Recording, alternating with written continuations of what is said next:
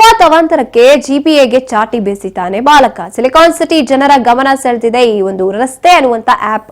ಕಳಪೆ ಪಾದಚಾರಿ ಮಾರ್ಗ ರೇಟಿಂಗ್ ಮಾಡೋದಕ್ಕೆ ಅವಕಾಶವನ್ನ ನೀಡಿಕೊಡಲಾಗುತ್ತೆ ಈ ಆಪ್ ಮೂಲಕ. ಫುಟ್ಪಾತ್ ಅವಾಂತರಕ್ಕೆ ಜಿಬಿಎಗೆ ಚಾಟಿ ಬೀಸಿರುವಂತದ್ದು ಬಾಲಕ. ಏನು ಸಿಲಿಕಾನ್ ಸಿಟಿ ಜನರ ಗಮನ ಸೆಳೆದಿರುವಂತದ್ದು ಈ ಒಂದು ಅಪ್ಲಿಕೇಶನ್ ರಸ್ತೆ ಅನ್ನುವಂಥದ್ದು.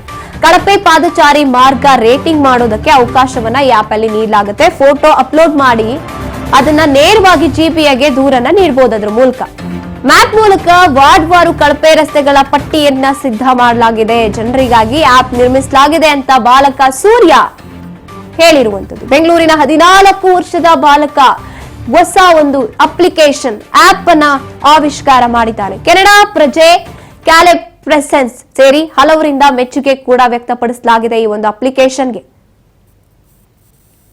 I built a mobile app for Bengaluru users to report footpaths. Say you don't like a footpath or it's broken.